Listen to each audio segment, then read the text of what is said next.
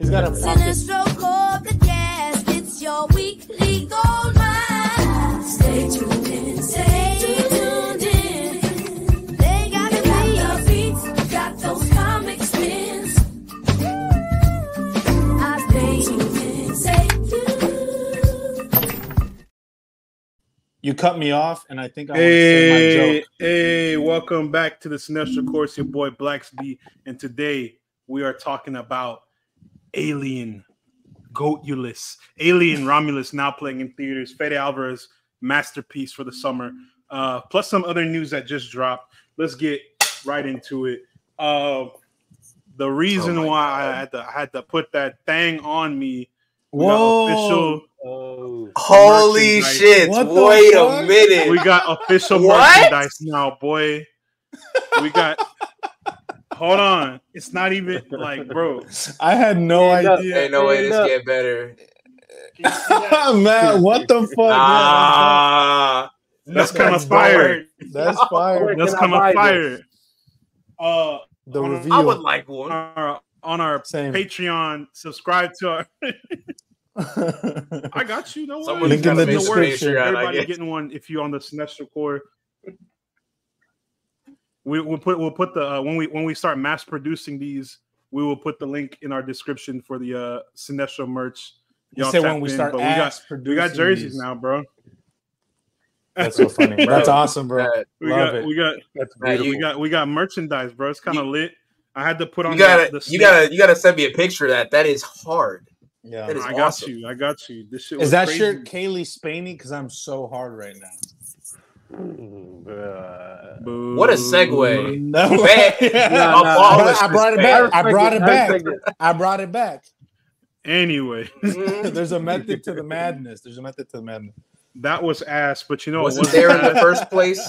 The realest movie of the summer right now, Alien Romulus. Yep. Alien Romulus now playing in theaters. Let's talk about the position this movie's in, bro. Because we talked about it a couple weeks ago, how they dropped Deadpool and Wolverine, which is fine. It was great. Then they dropped that bullshit Trap, Harold, and the Piss Crayon and Booty Lands back to back. And like we had 3 movies competing for worst movie of the year. Yeah. And then Fede Alvarez said, I'm going to save y'all. Watch this. Save me, Fede Alvarez. Fede Alvarez, save me. And he dropped Romulus, my fucking GOAT, bro. This movie, backstory, I'm not the biggest horror fan. We found that out when I had to watch Evil Dead Rise. I was pissing my pants. But when I watched this, I rewatched the whole Alien franchise. This is probably the scariest one in the entire franchise, followed by maybe Covenant. Alien. Yeah, I think Alien has to go over there. We'll get into that. We'll get into it. Nah, but Romulus itself was just one of the most I want to say well-written film, well shot. It was so beautiful for a film that was mainly in like the dark and you only saw red and orange and a lot of muted colors here and there. It was very beautiful. It was well shot. And like you can tell a director who cares about his craft, who's an expert at his craft, mind you, who's able to pick up where those are some pretty big shoes to fill from the great Ridley Scott. Yeah. Ridley Scott because he's squatting down to shit on the rest of these directors. Let me just mention like what the movie's about really quick. Just have a little quick plot before we start talking about it. But, Alien Romulus basically is just about a group of like downtrodden young space colonists who work like on millennials who are like trapped on a mining planet, space millennials, right? And Weyland Yutani will never let them escape, so they look for a way out, and they find this derelict like space station out in space, and they discover that there's what's it called, a hyperspace cryopods on there, and that's their way out, so that they can then escape to a new planet, to a new home. And obviously, alien shenanigans ensue. And yeah, so that's essentially what it is. Not to get too specific. Sorry, man. I just to kind of like establish what the film was about. I'm gonna get for those of you who don't care. The movie was the entire movie, and literally every other alien movie. I can surmise it into one term: these niggas dumb, bro. Every single thing that happened, I'm like, you're stupid. Your survival instincts are not intact, but it's written so well that you're invested. You want to see somebody get fucked up by this little xenomorph or the face huggers or whatever. Yeah. It was not predictable in the sense that like, oh yeah, these people are all gonna these folks are gonna survive, blah blah blah. It felt like anybody could go at any moment, and everybody went at every moment. And to be fair, it wasn't anything too like. The story isn't anything new, like you said. It's not like it wasn't like that predictable, but it also wasn't anything. It didn't. What's it called? Change the quality. Innovate. Yeah, but it didn't break the mold. It didn't change the quality of storytelling forever. You know, it's a pretty basic story. But I feel like Fede Alvarez and his co-writer, what they did was like, let's just write something. Let's set it in one place, somewhere that we think is cool, and let me just cook from a director perspective. He's like, I know exactly what I want to do. I have these little moments that I want to play out in the film. I have a vision for what I want this to look like and feel like. So let's not really worry about the plot. Just give us good actors, a good director, and let me do my thing. And that's exactly what he did. And you know what? Yeah, I fuck with it. I can't blame him. And that isn't to say that it's a bad plot. It's just a little 1,000. Yeah, that's not the. It's not here to trailblaze necessarily. Right. Yeah. It's here at its core purpose to be not just like a reboot or a remake, but like a reverent homage to like the Alien franchise itself.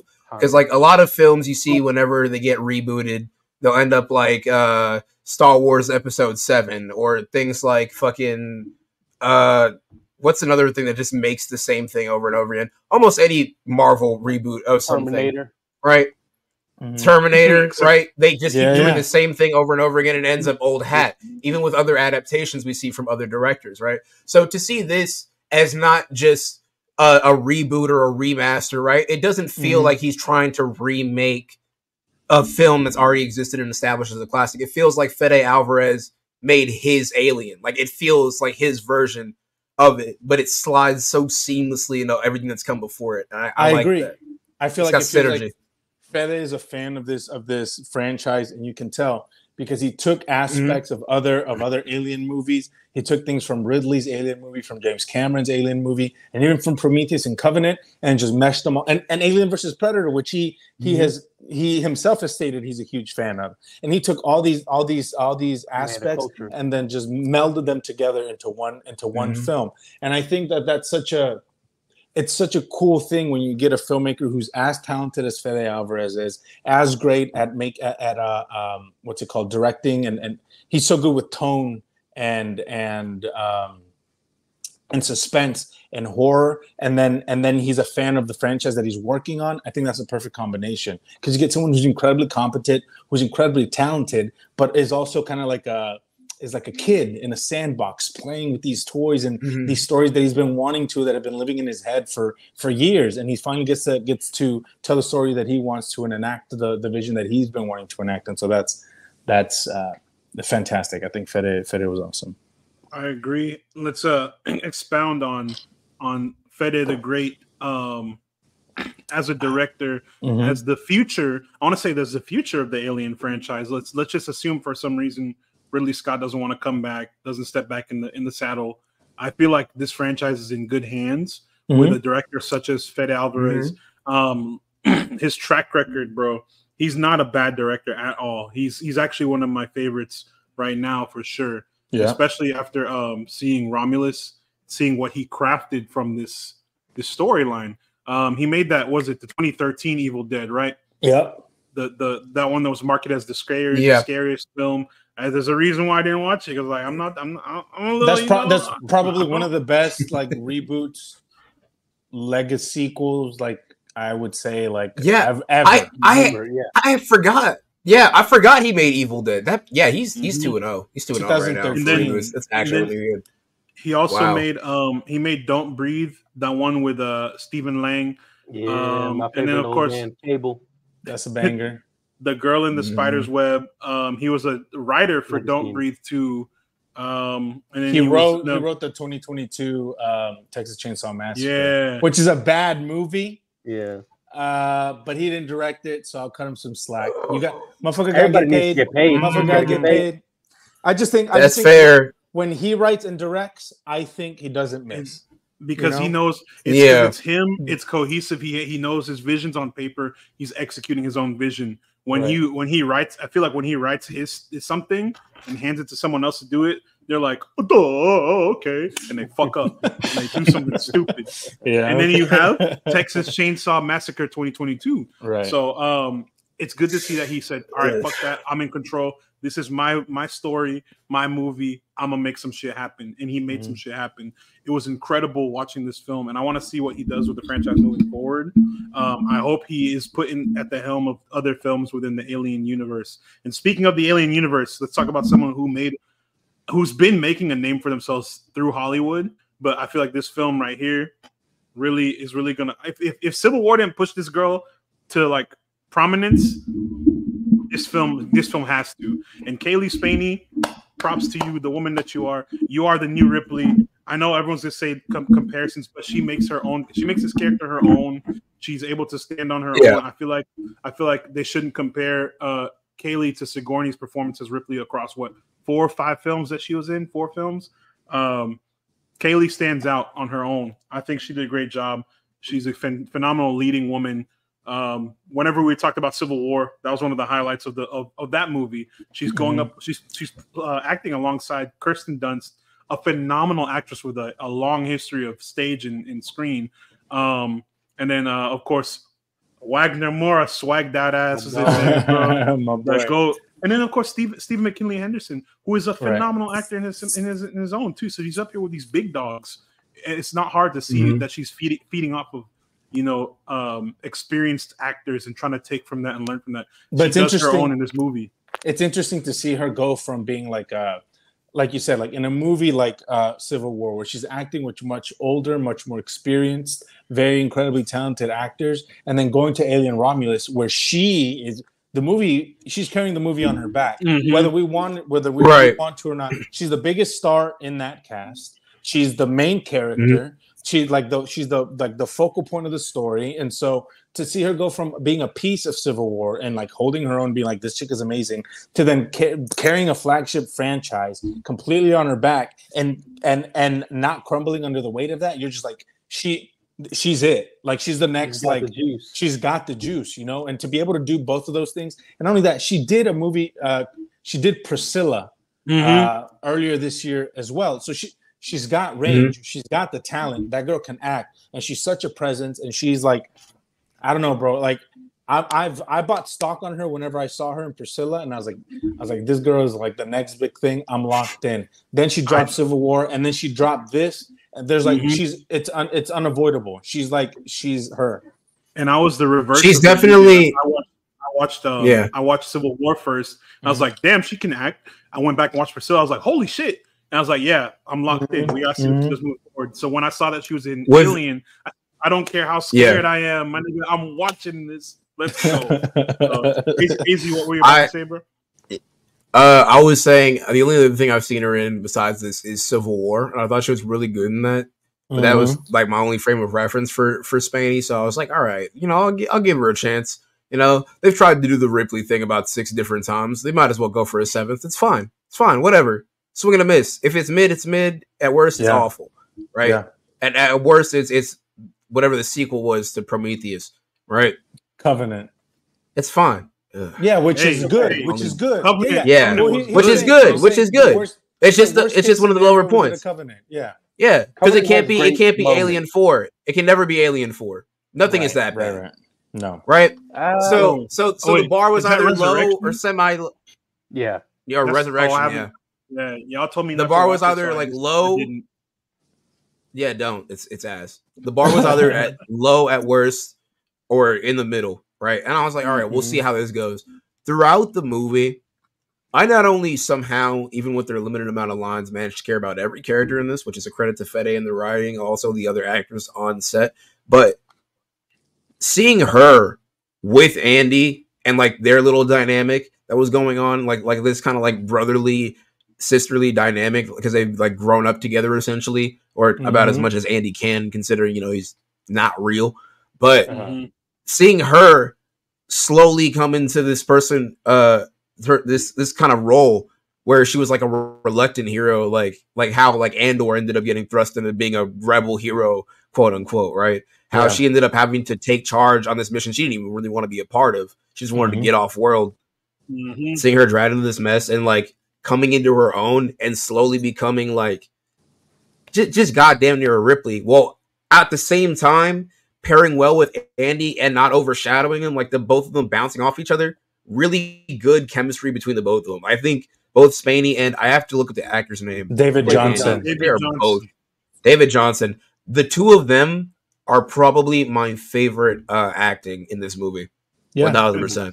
That's no discredit to everybody else. No, it's just really well done. I want to follow that up. I want to touch on that a little bit. You know, everyone in this movie did act really well. The guy, whoever plays Bjorn, he's a believable asshole. I couldn't understand a fucking word he said. Love him, but he could not. Anyways, but he did what he needed to do. He was an asshole the whole time. I was like, it was almost like I was wanting him to have something happen to him to kind of shock him into being a normal person. Yeah. Show us another side of him. Exactly. Yes. And then of course, I forgot what Isabella Merced's character, her cousin or her brother's name was. Kay. Oh, Tyler.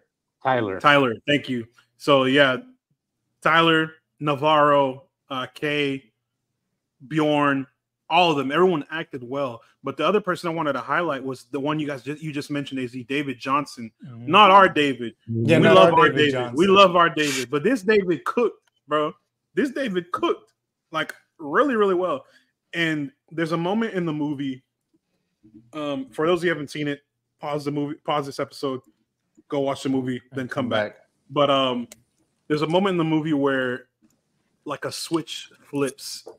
That's the best way I'll put it. They switched something out in his processing unit. What was it called? The module, and it's like a different David took over and started acting like he was possessed. He was really childlike and immature at the beginning of the movie. He's just being the little brother to Kaylee Spain. Very sweet, yeah.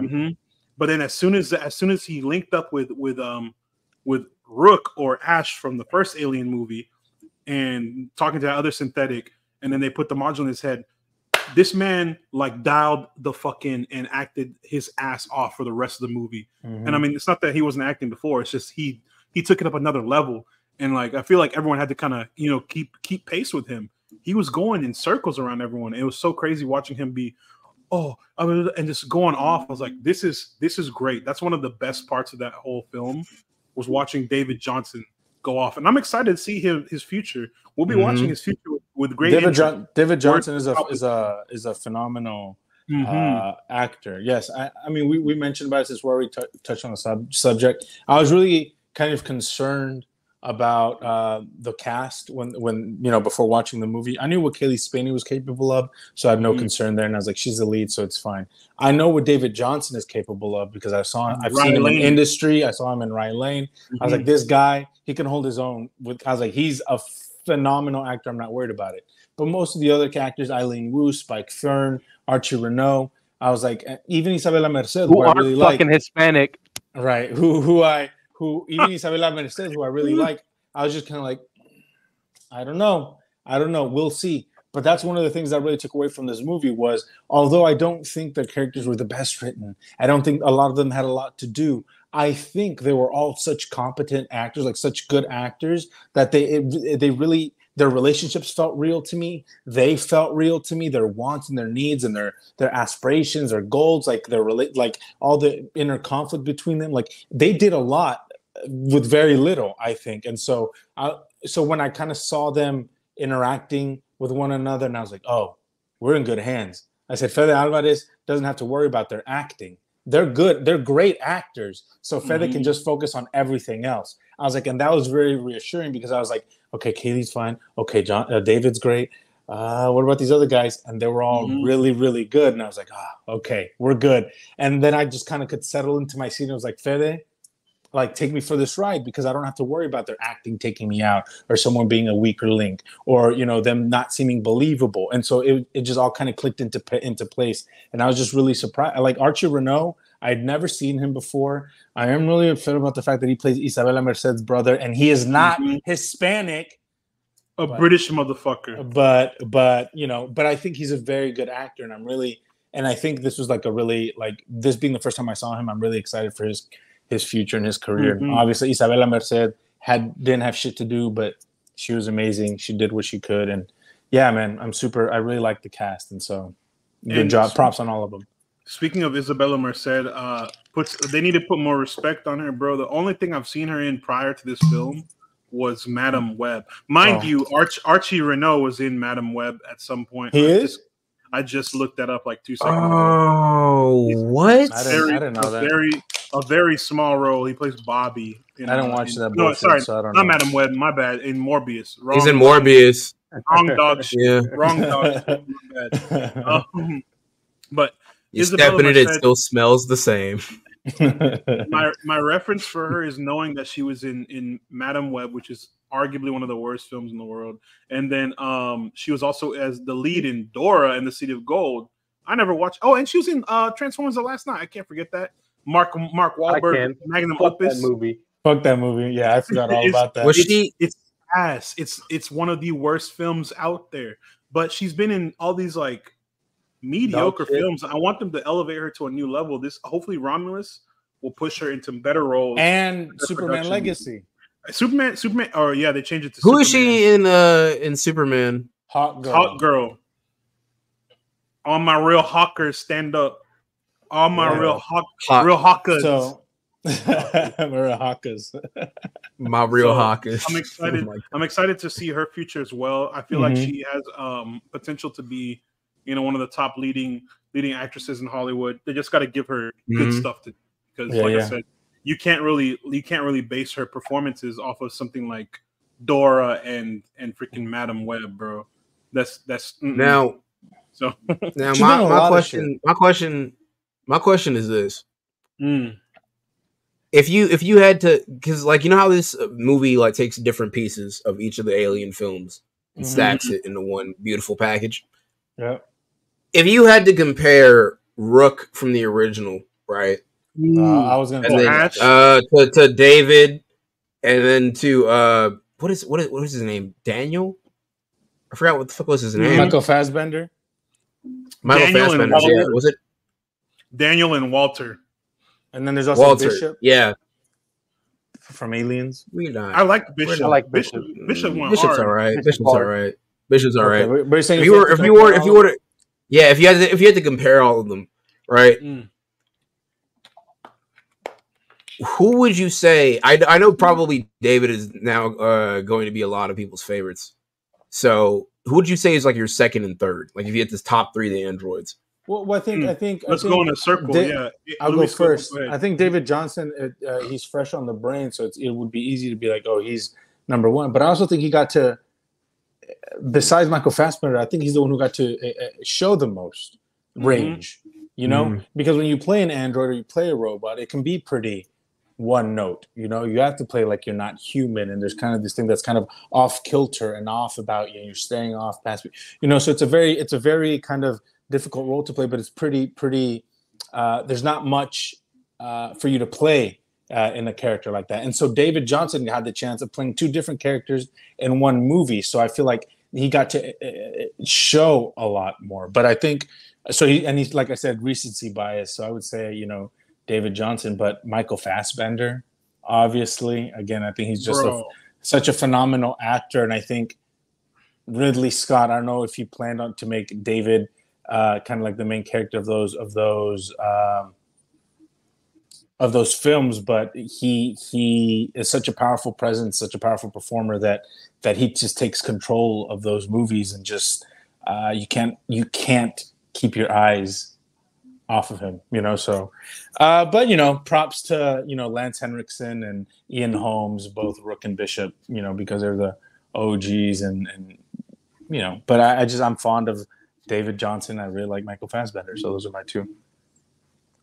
I'm right there with you, bro. Because, as someone who is a staunch pro-meth and Covenant, aka Danny pro-meth, yes, I'm a.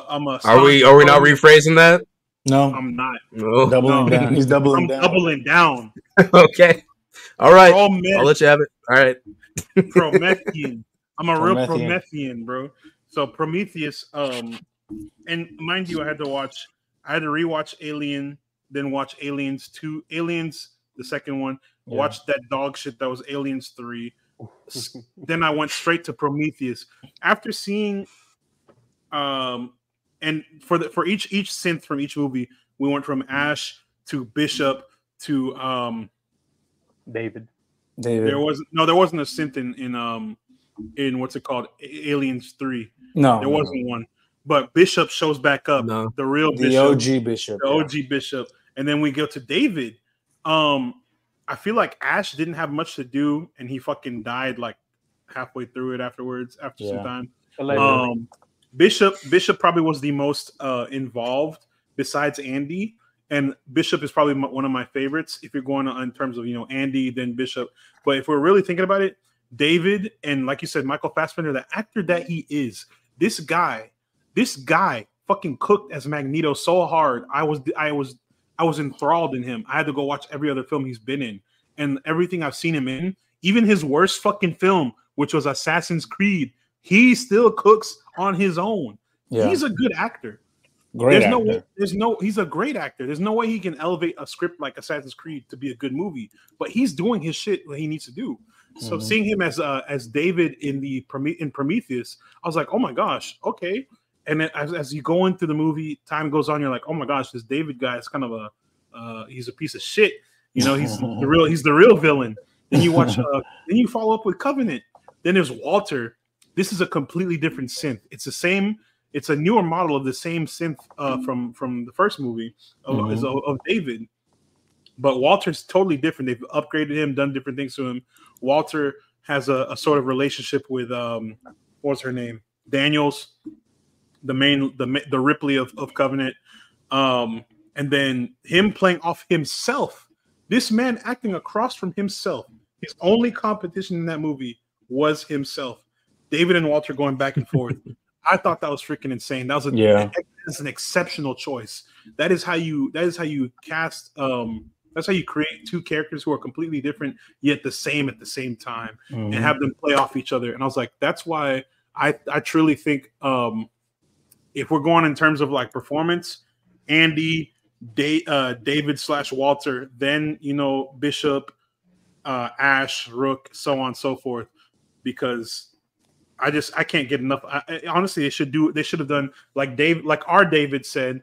They should have made a third film, make it a trilogy and dive into another post-Covenant film and see what happens in that universe. Because obviously David survives. If you've seen Covenant, David survives and he impersonates Walter, cryo freezes Daniels and Tennessee, Danny McBride, our GOAT. And then he goes off to do whatever the fuck he was doing. He vomited those, what's it called? The face huggers or whatever the little embryos were. I wanted to see what happened past that. I hope they expand on that. I really do. Because Michael Fassbender is an elite talent. And I want to see, because since these movies are what? Chronological. I wonder what happens where they switch from the David model to the Andy model. I wonder if there's some type of overlap. Maybe Andy's before. No, Prometheus is. Oh, no, it's Prometheus. So it'd be Prometheus, Alien, then Alien. So I want to see getting into some X-Men type. Then Romulus, then Aliens. I want to see. I want to see if there's any overlap between the two models, if they interact at all. It would be great to see how David Johnson and Michael Fassbender interact. That's just me dreaming. He's not going to happen. But if it happens, thank God. Ridley Scott, bang my line. Ridley, fucking just dig your grave. Let's see. You're next. Go. Since you got a lot to say. All right. Oh, what's next? My synth rating. Yeah. I like Ash the most. Okay. That's just because I like Ian. That's fucking Bilbo. It's not so much his performance. They didn't let him do anywhere near as much as David or Andy was allowed to do. Right, of course. But I think he did really, really good with what he was allowed to be in. So it's he's fantastic in those films. He's great. He's Ash in the film. Then I'd say Andy, David, and then Bishop. Just because I haven't seen anything beyond Aliens. He's in Aliens. I haven't seen anything beyond Aliens. So I only have one thing to base it on. One reference point. Yeah. It was okay.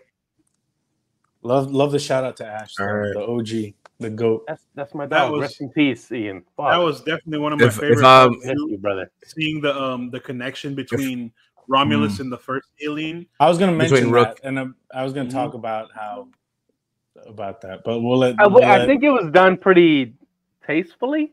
I think it's pretty. It was with his wife's consent. Come on, bro. I don't know. And it made Lance Hendrickson is literally still alive. He played Bishop. They could have just de-aged his ass and had him do it. Why are we bringing back people from the dead? It's just weird and in poor taste. It's a little. It's okay. It's a little gross. It's a little gross. It's a little gross. It's a little. Also, and however, I agree. It gave him the opportunity beyond the grave to be in another. I will say, as gross as it is, right? I feel to a degree it's done more tastefully than things like The Flash. Right, yes, even if you look at it with like putting dead people on things, it's done way more tastefully. The Drake Tupac debacle, or Rogue One, or Rogue One, right? It feels sensible even within the laws of the universe itself because he's a synth, right? You would ideally have multiple of the same models. It makes sense. It kind of works, right? It's less icky, so icky to where I've only just now clocked the fact that Ian is dead, and that's weird. You couldn't tell. By the fucking I did no I knew it was an animatronic. I knew it was an animatronic. I just did not feel that jump started ick that I usually have when they do something like that in a film. That was uncanny. Fuck. They CGI'd the shit out of that. No. And it was but the thing is, good. I think it looked all right. I could tell underneath was an animatronic, and they also, really. Now I'm not gonna lie, they use a little bit of, so it works. Yeah. And they used a little bit of like a Snapchat filter kind of thing with his face. Like he had a lot of facial blur. It was kind of weird, very uncomfy. But other than that, I thought it worked pretty well. But I will say, in terms of the synths, I'm gonna have to go. Andy's at the top. Both forms of Fassbender. Actually, no. Both forms of Fassbender. And Ash tie. Yeah. And Ash ties not only because he's the OG, but because when I was a kid, I did not know that he was a robot. Like, I didn't understand that because I didn't know what an android was. I'd only seen Dragon Ball Z and they had red blood, so I was confused. And so when he got ripped in half, I was like, yo, why is that nigga made of milk? Like, that's mad crazy. Like, you just got milk. Like, you just got such strong bones. He just like me. Yeah. Bro's just filled to the brim with lactose. Like, that's crazy. And then I learned he wasn't. But even still, I thought that was sick as fuck. Right? So just the practicality of that effect and how, like, embedded in my mind it is and helped form my love of horror. He's there. I don't really have a number 3. Past that, I'm like, I could swap him. Fair. What would we all rate Romulus? Oh, yeah. So let's do our Romulus rating. There's Unless one more thing. Got anything before to say. Before wait. One more thing we haven't touched on the uncooked white baby. There's one. I want to. Okay. Wait. Before that, can I just say 2 things right quick? Go for it. Of course. One, I know I said that this was a really good homage, and it didn't feel like it was like repetitive of past things. But I'm not gonna lie. When he said "get away from her, you bitch," I said, "Ugh." No, I had a little Mr. Crocker. I like that. I was like, it didn't hit for me. It didn't hit for me. You're crazy. That hit, bro. I was like, this is fire. I like the little stutter, and I was like, okay. Nah, people in my theater. It was good. We were clapping. I wish they were hyping. It was hype, bro. Aside from that, I stood up on my seat. You bitch. Let's go. Aside from that, great. Yeah, and to hit on what Luis said at the top of the episode, the way that this is shot in the dark to where we barely see that motherfucker. Oh my God.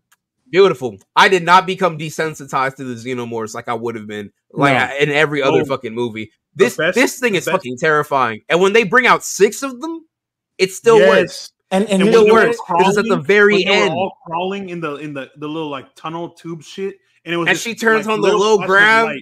And then and here's a credit to Fede and his filmmaking is that I know they used animatronic like xenomorphs in the movie, and although it looks so much better on screen, it also gives the actors like a lot like to play off of, right? Like it's easier to act off of something that you see that is physically exists than having to pretend to see something, like acting against a green screen or a fucking tennis ball or whatever. And it's just like, he's such a great craftsman. And the movie, it just pays dividends because of it. Because the actors feel much more comfortable. They feel like they can do a better job. The movie feels much more real, much more lived in, much more palatable. And production house workers are being paid. There's jobs there. Exactly. Artisans are getting paid. It feels more like to me, like an old school movie. Like there's a team that's working here. It doesn't feel like a Marvel movie. They're not acting off of like a fucking soundstage in fucking Toronto, Atlanta. Yeah, Atlanta. Like you feel like the actors are there, and that's because they have that stuff to play off of. And I think that's something really good about Fede. Yeah, and that's one of the big things we talk about consistently. Every episode we've talked about any movie or show. We say the same. One of the recurring themes of this podcast is let competent people cook, and the competent people have cooked yet again. We have seen many a film this year. I'm just looking at the last couple of movies we watched. You know, this one, talking about Dune earlier in this year, about how great that movie was. You know, even reverting back to last year with, you know, Oppenheimer, all the other stuff we've talked about. Letting competent people cook. You can see the difference between a movie like this and a movie like fucking Borderlands. Harold and the Purple Crayon. Harold and the Purple Crayon. And we've devoted more than enough time to that yeah, my bad. I want that shit show. You know, we've cooked it for the last 3 episodes. I think we've beaten it up enough. No. But nah, it's not enough. We got to kill it some more. Yeah. But just knowing that Zach. just knowing that a movie this good exists. And it's August, bro. We still got a few more months left of the year. There's we got that a lot is of great actually crazy. And the great Ridley Scott himself comes back to cook for Gladiator 2. It's coming in November, and I'm ready for this. I'm not gonna lie. So I'm excited. Let's go. Of cinema. Fuck Ridley Scott. That movie's gonna be good despite him. Fuck that guy. I'm telling you, that movie's gonna split us down the middle. I think half of us are gonna love it. I already telling y'all right now. Love it. You're biased. I already love it. Thanks for admitting it, Luis. You get it. You get it. Matt gets it. You can't. And I feel like I'm gonna be honest. I'm gonna hate it. No. I'm gonna be honest. Hate it if it's not fucking Gladiator good. If it's good, I'm gonna genuinely. Love it.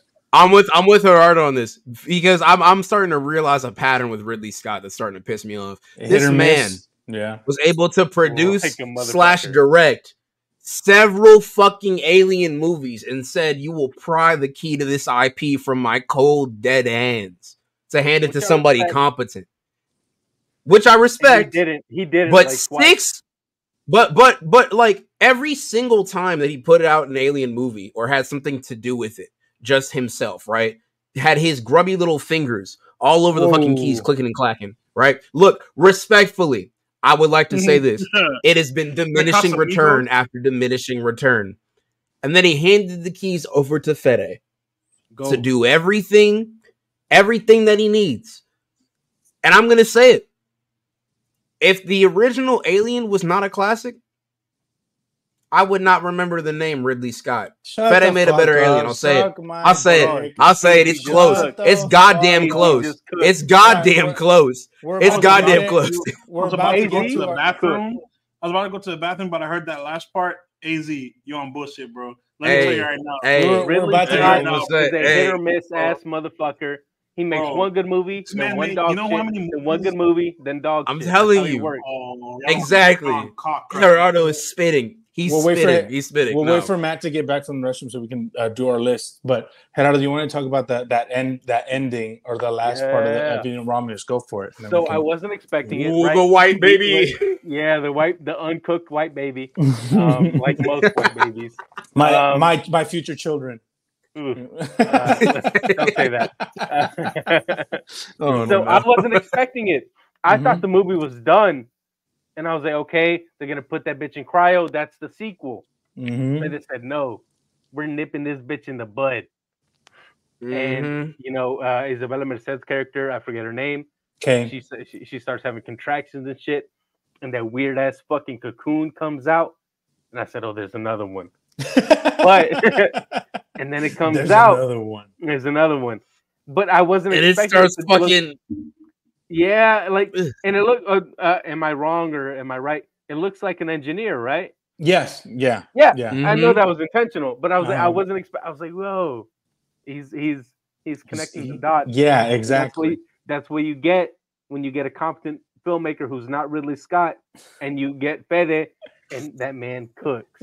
Ridley made the movie that inspired Fede to do this. And created. He made one good one. He made one shitty one. Look, fuck you. Look, no, but look, well, and also, go for it. Also, to hit on that point, Luis, I'm gonna say it.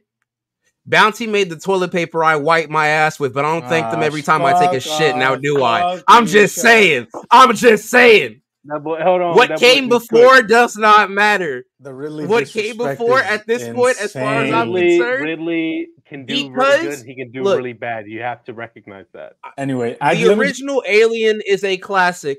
Sure, but I think this can and will overshadow it because it bangs so fucking hard. It can. Alien holds too. It can, and it already did. Alien holds too big a spot in like cinema history.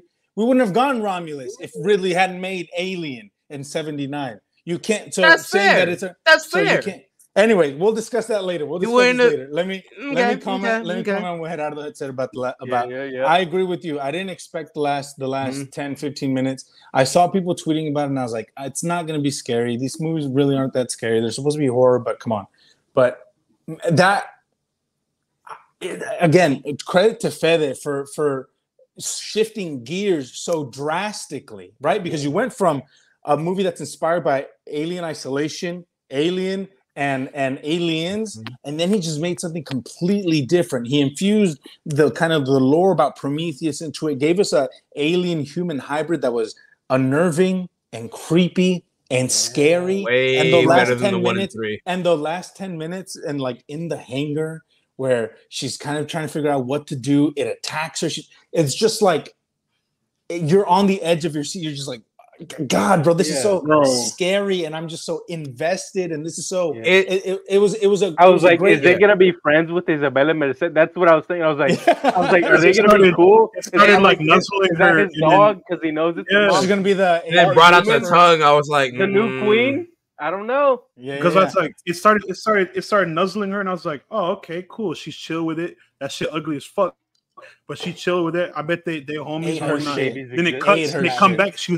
It was gnawing on her neck. I was like, oh, that stretch was the scariest part of this movie. Oh, for sure. It was. Because it felt like the most uncharted territory. Yes. Because it was new. And also it was new. And I love it when they do that.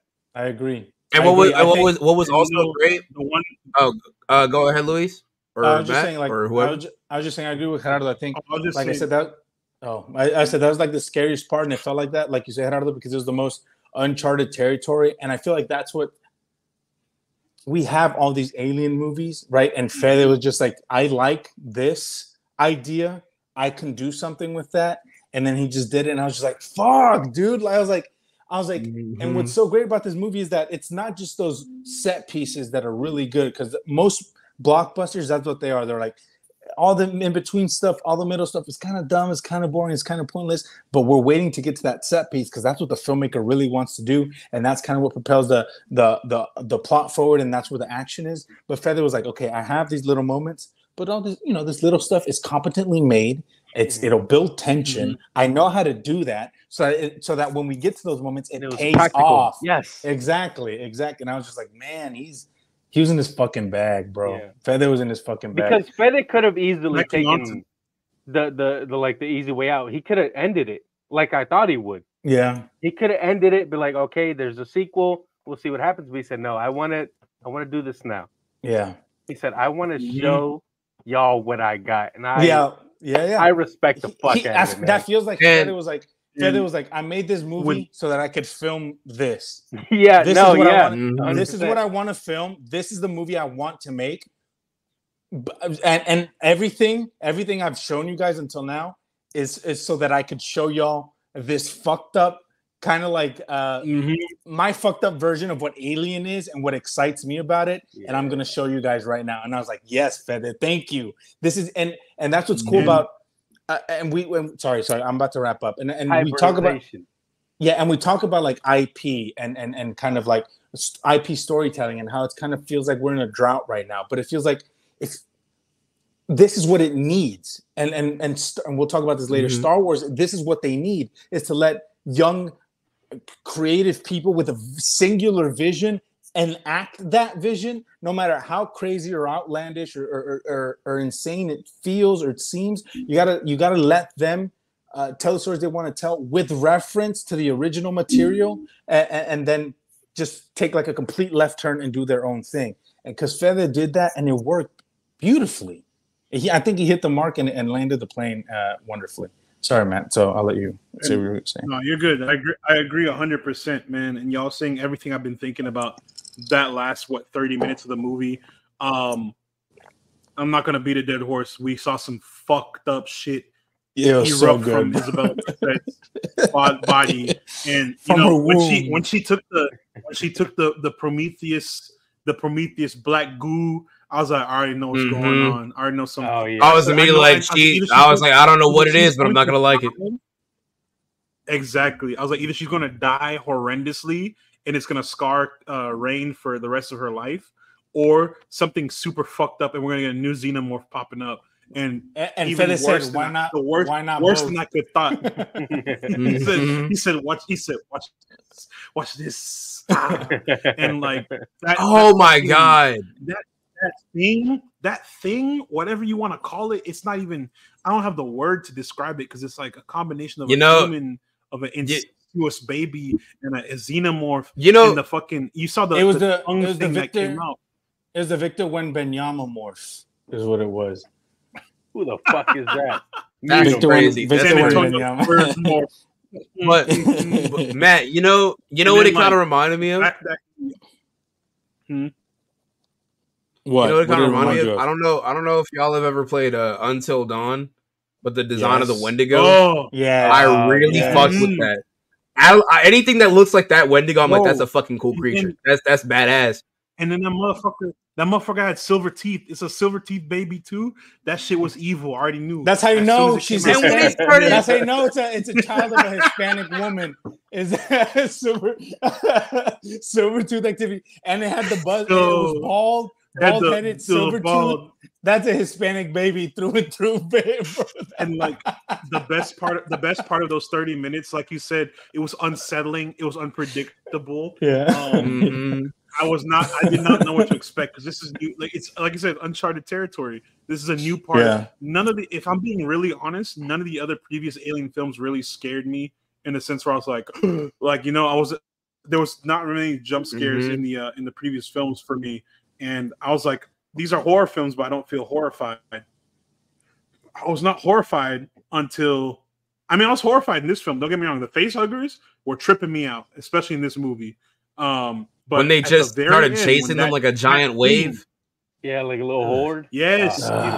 But when that thing came into the picture in the last part of the movie, that's when I knew, all right, we're really gonna get scared now. In that one scene, there's a part where Rain is in space, just dangling, and you're like, "Oh, cool. that got me over it now." That motherfucker said, "Bah!" I was like, "The dude in the theater, see the nigga in the theater next to me had to hit his vape. He was stressed the fuck out. Okay, like I know I was stressed." This nigga right here, he was smoking whole he cigar. Hit the pen, like, bro, he had to hit the THC. That nigga was in fear. So that's how you know this movie was good. Yeah, and just to like wrap this up, like I use my girlfriend kind of as like a barometer for like what is accessible and not accessible, because she's kind of like she's a pretty like casual fan to like a lot of these things, right? So I asked her if she enjoyed it. She said yes. And she didn't feel lost or confused or like she needed to watch anything else. And I think that's a very good barometer, because you can enjoy this movie on its own as kind of like a one-off and be like, I fucked with that. And in fact, you might like, this might be your introduction to Alien, and then you'll be like, I gotta watch the rest of these. and you got to watch all the other movies, and so I think that's really cool, and I think Fede did his job wonderfully. But let's rate this real quick, and then we can move on. Yeah. So our ratings for Alien Goatulus. Let's go around the room real quick. I'll drop mine right now. 10 out of 10. I'm not going to elaborate further. I've already said enough. 10 out of 10. I cannot say enough good things about this movie. Fede Alvarez is now on my list of favorite directors for sure. Yeah. If he wasn't on your list of favorite directors before, watch this film, come back and talk to us, because that guy he's on mine now. He's on there. Watch this and watch Evil Dead. Evil Dead. Don't watch Chainsaw Massacre. Yeah, don't watch that. Massacre bullshit. yourself. He wrote that. That's not real. That's not even real. It doesn't exist. It didn't happen. Yeah. And also there's there's only one good part anyway, where he's like, "Hey, I'm gonna cancel you, bro." That's a good part. That's a Fede line. I'll credit that to Fede. That's fun. Everything else, garbage. Esta basura. It's terrible. I'll go next. There you go. Say it in his language so he hears you. I'll give Romulus an 8.5, and it seems like maybe a little bit low. I think it's a great movie. It's one of the best movies I've seen this year. Do I think it's perfect? No, not at all. I think it's phenomenal. I think it's amazing. But yeah, I really enjoyed it. The highs were high. I just wish he would have given us a little bit more. I feel like he held back a bit. And I wanted him to lean into it a little bit more. And but I enjoyed it. I thought it was wonderful. It's one of the best films I've seen this year. So yeah, 8.5 out of 10. Before Gerardo and AZ say theirs, I want to follow up that part right there. I feel like the reason why he did what he did with the ending was to let the audience know there's worse things I could have done. I literally said that. That's why it's there's a reason why he didn't show his full hand in this movie, because he wants to do more, and I hope he does more in the next Alien, whatever the fuck they're gonna call it. Alien versus Predator. No, not yet. We gotta wait. Trachtenberg. And we need one more. We need one more Predator movie and one more Alien movie, and then link them motherfuckers up. But anyways, Gerardo, go ahead. Gerardo, go ahead, bro. Oh man, I think this is easily a 9 out of 10. Yeah. It would have been a 10 out of 10 if the casting director couldn't find a single fucking Mexican in Britain. You want them to be British? That's fine. There's Mexicans in Britain. Fucking cast a Hispanic fucking actor. God damn it. Look, Gerardo, I know this sounds so annoying, guys. It bugs the shit. I'm sorry. Yeah. I can't ignore it. Why are they British and Isabella's not? It doesn't make sense. I know Isabella Mercedes. Representation's important. I know it's important. I'm sorry. I know Isabella Mercedes Peruvian. And when you cast crackers to play my bean monkey brethren, it doesn't make sense. Yeah. It's just, but yeah, that's a really good point. But it's a great movie. Fede Cook as always. Fuck Ridley Scott, as I always say. Fuck you, bitch. Yeah, suck my fucking asshole. It doesn't matter. Yeah. I'll let AZ cook. All right, look. Once again, as my cohort Gerardo has stated before, fuck Ridley Scott. This Big Ten. God. Big Ten. Crazy. Big Ten. Regardless, the only thing that made me just go a little bit was to get away from her, you bitch. And upon further realization, it's kind of hard. He had a little stutter. It was nice, right? Kind of hard, yeah. Right? It was kind of hard. He was kind of sliding, kind of eating a little bit. Not a crumb left. Right. And to make me actually scared of an Alien film and not only feel something for the characters, but enjoy it the whole way through, was great. The use of space was great. All of the shots were dynamic. The action was fluid and consistently well shot. The dim lighting of the alien makes you not desensitized to the whole concept of this thing being as terrifying as it is. And when you think there's only one, bam, boom, there's a whole horde of them already on the ship. It's beautiful. Twist after twist. And then the ending, those last 10 minutes, I swear, upset me. The only other thing that has made me go, oh shit, we're doing this, is the scene from Cabin in the Woods where they open all of the vault doors. Yeah. That was the last thing that made me feel like, oh fuck. Oh, it's getting active, right? For a horror movie. And for a horror movie to genuinely scare me and make me feel uneasy, the last one to do that was either Evil Dead did make me feel scared, but it wasn't a 10 out of 10, right? And then prior to that, I think the last one at most was Hereditary. It's been a minute. It takes a lot to genuinely scare me. This fucked with me. Banger, and to think that this was made by someone else and not get rid of him, Scott. Shut up. Mute him. Matt, mute his ass. Mute them. Mute them. And not get rid of him. Ridley's a fucking bitch. His mom's a bitch. Fuck that guy. Everybody in the bloodline is a bitch. We will not have it.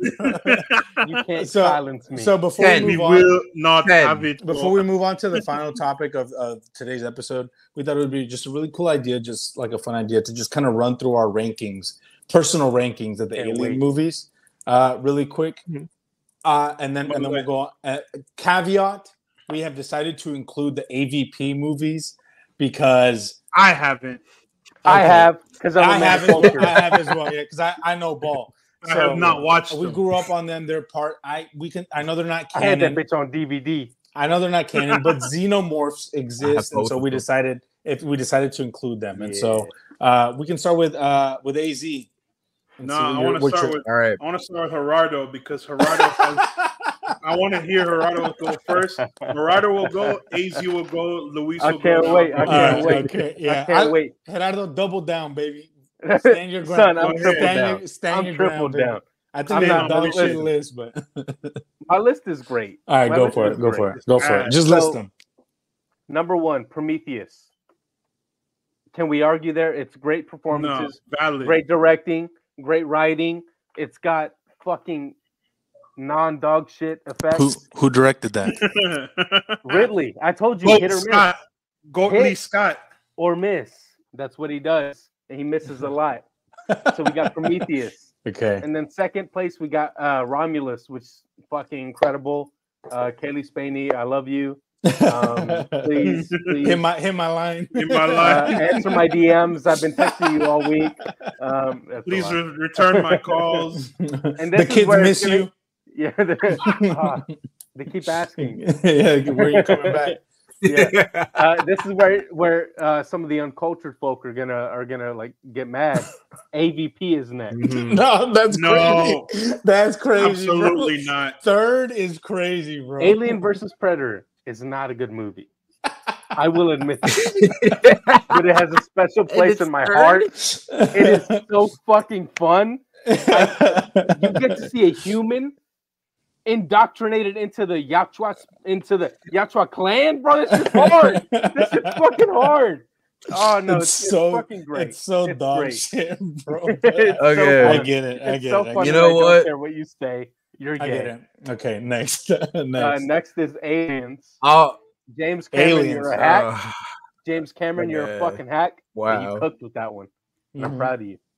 Okay. Then next would be Covenant, which I don't think it's as good as Prometheus, but it's very shocking. It's got the best. I think it's got the best body horror in the mix of all the Alien movies. It's got Danny fucking Eastbound and Down. Bryce Principal's in that bitch. He's great. Yes, everybody sir. else is great. There's no weak links that I can remember. It's a good time. And then right after that is Alien. That's crazy. It's not scary. It's not scary. It's kind of slow. And because I don't have this same nostalgic like connection that y'all do, because y'all are old and like fucking wrinkly and decrepit. Yeah. Dusty. Bitch. I don't love it. I don't love it. Matt. Yeah. But it's good. It's not bad. It's just not up there for me. And Ridley's there. Alien is there. And then we have Requiem Alien versus Predator. Requiem. Two AVPs, both of them. Oh, well, what else do we have? What after that? It's fucking Aliens 3 and Resurrection. I mean, it just seems like based on where you have Alien. Hey, it's a personal list. It's a personal list. It's a personal list. And mine's right, and you're stupid. I disagree, and I admire your passion and honestly, I respect it because it's true to you. It's true to you, and that is that's so important. That is very important. All right, AZ, your turn. All right. Mm-hmm. You know what? I'm not surprised that the Batman and Robin enjoyers on his side. But hey, look, that's why I respect it because the heart wants what the heart wants. The heart wants what the heart wants. Yeah. Game recognized game, trash recognized trash. It's fine. But AZ just admitted he doesn't like cartoons. Shut the fuck up. AZ just said, shut up, bitch. Yeah, grow up and watch adult media. All right. So look. Crazy. If I have to put forth my top 5, my number 1. No, rank them all. And this is only. All right. Rank them all. Yeah. Okay. Yes. On the spot. At the very top is Alien. However, that can be replaced by like a 0.1 with Romulus. I'm gonna be honest. Valid. Keep it a buck. They're on that Romulus hype. Okay. Actually, now that I think about it, now that I really truly think about it. Romulus, Alien. Fuck. Wow. And this is why. This is the Lil Wayne equivalent of remixing someone's song. It's a Lil Wayne song. That's crazy. That's how I'm viewing this shit. Wow. He did it better, and I will give him his flowers. Fede fuck. Sure. So Romulus is number 1. If Alien is number 2. If there were a movie to replace Alien with, I'm glad it's Romulus. Honestly. Yeah. And then I got Alien as number 2, OG Alien. Okay. Right? It's the grandfather, might as well, right? Of course. And lame. Then Aliens is still pretty good. Yeah. Also, the power loader fucks. The power loader is cool. It is subjectively cool. If you don't like it, you're stupid. Also, why is Vasquez white? Sorry. Thank you. Yeah, thank you. Yeah. Thank. I had to touch on that. It was the 80s. It was the 80s. They were in fucking LA. There's a lot of Mexicans. I know, not acting. That's they true. Were you could throw a rock and hit a Latino actor. They were shooting. Number 4, I've got Covenant. It's got Danny McBride. I don't need to explain myself further. That's Danny McBride. The fact that every time somebody talks about Covenant, they mention Danny McBride proves how dog shit that movie is because that's the only thing people take away from that. No. Because no one remembers Daniels. This is why. And that's because this is why. This is why. Right. As my number 5, I have Prometheus, and Prometheus is only at number 5 mostly because it is built on in Covenant. And Covenant has both Michael Fassbender and Danny McBride holding it down for me. That's 2. So that's why I got to put it above Prometheus. Because Prometheus, I'm going to be real, outside of like the laser scene, and I would say Fassbender's performance, I don't remember a whole lot of it. Plus, like, bitch, run to the side. I'm sorry. It's just like run to the side. No. For the love of God. For the love of God. Move to the side. Covenant to the left does have, or to the Covenant, right. Shout out Covenant for putting a Mexican in your movie. Damien Bashir. I forget he's in that movie all the time. And he's everyone did. That too. Also, I really like the weird green. I really like the weird dark green tint that everything has color grading wise in Covenant. It's got a nice little palette to it. So Covenant. And from there, I'd say it's Resurrection with the human xenomorph, and that's 4, right? At 4, you got Resurrection at 4 above Aliens versus Predator. Right now, above Alien versus Predator. No. I'm double checking. I'm double checking. Prometheus. No. I'm double checking to make sure that my rating makes sense. Because I have. It's over. You're muted. Whoa. I have Prometheus. Look, hear me out. I have Prometheus at number 5. It's a firm number 5, and that's where it stays, right? I just had to double check to make sure I was remembering my aliens correctly. Cool. Right? So now that I remember, that's the Buns one. Right. Even though it's Buns. Buns is even crazy. Though it's Buns, even though it's Buns might be too high. I'm gonna put it at last. But that's still a good last because that scene where the thing gets sucked out of the fucking like airlock to that little tiny hole and it's crying, that's fucked up, but I like it. It's good. What's 6? It's good fun. Shit goes pretty hard. Number 6, I'm gonna have to put Alien 3. It's got redeeming qualities. Okay. It's a movie that exists. It's got Ron. Okay. Also, it's got Ron Perlman, doesn't it? It does have Ron Perlman. No, that's Resurrection. Resurrection has Ron Perlman. I love that man. I haven't seen it, but I love him. Ooh, yeah. Never mind. Then never mind. I'm gonna have to put number 6. Actually, no. Number 6 is the first Alien versus Predator because Gerardo is exactly right. A black queen becoming an honorary Yautja is fucking kick-ass. It's so goddamn cool. The usage of the Predator net, which we had not seen since the original Predator, was a nice touch. I liked that. All of the little weapons, gadgets, and doohickeys fucked so hard. And the principle of him taking off his mask and then marking it. Shout out Paul W.S. Anderson, who only makes dog shit movies. Hey, except for that one. Except for that incredible, right? Shout out respecting the fucking Yakuza follow-up lore. Incredible. Okay. Follow up the videos. Follow up. I'm gonna put the second Alien versus Predator. I'm gonna put Requiem. Okay. Requiem's in second place because as a kid, I remember it had a kid die in a horror movie where the dad and son get skinned on that camping trip, and that fucked me up as a kid. I was like, yo, that's hard. The pool full of acid, also hard. And then at the bottom, Alien 3 and then Alien 4. Alien 4, it has one good part of it. And that's it. And it's child murder. That's the good part. That's just about the movie. My favorite. You're next, Matt, and then I'll wrap it up. Matt. Bro, let me tell y'all right now. Let's hear this bullshit. Oh my god. If by bullshit you mean real, then let's go. So, starting at the top, I've got Prometheus. Whiskey.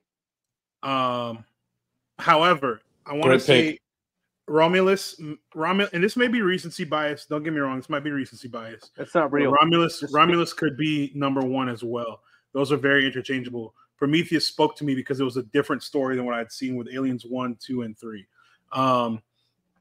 Going into the next film, I had Romulus at second. Again, it could be switched with Prometheus. Romulus is too fucking good. There's no way I can put it any spot besides 1 or 2. Third, I had Covenant because I like the follow-up to Prometheus. David/Walter dynamic scared me. It was great. The body horror in fucking Covenant was crazy. Like, it was insane seeing that damn pathogen fuck up the first guy. Was named Luland or whatever, and it came out this man's spine, bro. Yeah. He was fried. That's like, fucking spikes. Oh god, that scene where the neomorph is fucking up what'd you call me? Crudup's wife, the neomorph. Billy Crudup just clawing her shit. About that. Everybody's in that bitch, wife, bro. They got a big ass.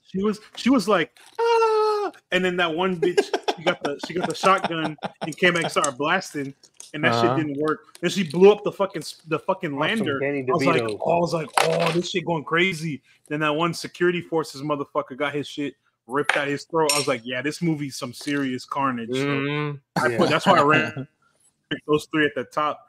And then following that one is Aliens, the second one, because that one spoke to me. Out of the older films, I liked it a lot more than Alien, only because Bill Paxton goofy ass is in it. So good. Rest in peace. Rest in peace, my goat. I love that man. Rest in power. Yeah. He was so funny throughout the whole film, and it genuinely felt like anyone could die. The first movie said crew expendable. Second movie they said Marines who are expendable. That shit was crazy. Everybody got fucked up. Nobody lived. And fuck Burke. I'm glad Burke died, bitch ass nigga. Burke was a bitch. I was not expecting that.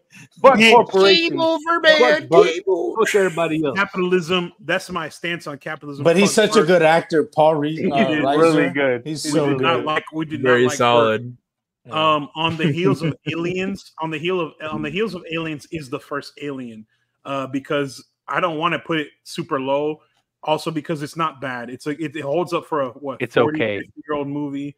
I love the practical effects. My biggest thing is that Ridley Scott literally saw Star Wars and said, "I have to boss up," and made this movie. And that shit right there, as an elite hater, as someone who sees other people's shit and like I have to do better than them. That's called inspiration. I get it. No, that's called player hating. Ridley Scott, he was mad. He was mad. He was not mad. Hey, and honestly, he said, "Fuck George Lucas, bro. I can do better." For real. Yeah, he didn't. Watch A New Hope. Watch A New Hope right now and watch Alien right now. Tell me which one's better. Alien. 10 out of 10. Alien is better. Yeah. I would rather watch Alien 50 times before I watch A New Hope. And don't get me wrong, I'm a Star Wars enjoyer. Agreed. But I love Alien more right now. Alien more gooder. I might be on that Xenomorph right here. That's crazy. Indeed. And we You know like A more New Hope gooder. over Alien. Yes. Get the fuck Yeah, out. What? absolutely. And get the fuck out. What? Man, No. keep on- keep Alien on, is man. boring as fuck. Empire better. Matthew, mute him. This has been here the whole time. Did you hit this in between the questions? What's next? What kind of a What's your take next? is that? What's next? Now we enter uncharted territory for me because I have not seen AVP, Requiem, and Resurrection. So fun. You're missing. So fun. I was told Oh not my to. god. However, Premium schlock. after reviewing Yes. the film and looking at different information online, I have to change my rankings for this next 6 through 9. All right, go for it. AVP, it goes AVP, Requiem, 3, then Resurrection. Oh, Because I'll accept it. As someone who hasn't seen them, I'll accept. I heard That's I fair. heard from the block. The AVP kind of hard, even though it's Yeah. garbage. he is kinda fun, hard. dude. Mhm. It's Yeah. a good time. Mind you, I watched Aliens 3 at work. They had a potential sexual assault scene. I said, "Time out! Get that shit out of here. We don't want to watch that." Time out! They had Trey Yeah. Rags in that bitch. Get out of there. Time out! The Xenomorph looked like shit. Get it out of there. Bro, I was like, it "Hey, looks so bad. I was bro. like, when that It's when so it runs bad. down the hall, and the CGI like glitches and you see the head do like this, I was like, Cardboard cutout ass Allegedly. CGI, bro. It's dog shit. look Poor like David that. It Fincher, looks- bro. It It looked looks like like that a- one. It The looks like a Australian modern lady, MCU the Australian movie. girl dancing at the break dancing in the Olympics. That's what it David looked Fincher. like. David Ray Fincher. Gun. You mean Ray Gun? Ray Gun. Yeah. It looked like Ray Yeah. Gun. Dog shit. David Fincher deserves better. Poor him. No, for And real, mind you, Mindhunter he's fucks. done Make better season 3, bro. films. Come on. All right. He's So done better AVP, films. and So then it goes after AVP, AVP. It goes AVP, Requiem, Aliens 3, and then That's tough. Resurrection. That's tough. Mind you, At least Requiem we all know Requiem it's all at the bottom. and Requiem and Aliens 3 can be interchangeable. But Resurrection gotta be at the very bottom. Gotta be So last. Gotta be It's last. dog shit. They had the newborn, a fucking funky ass Xenomorph Ripley clone. Fuck out of here, bro. That's the worst type of. If you want to talk about milking a franchise, that shit right Look. there. Yeah.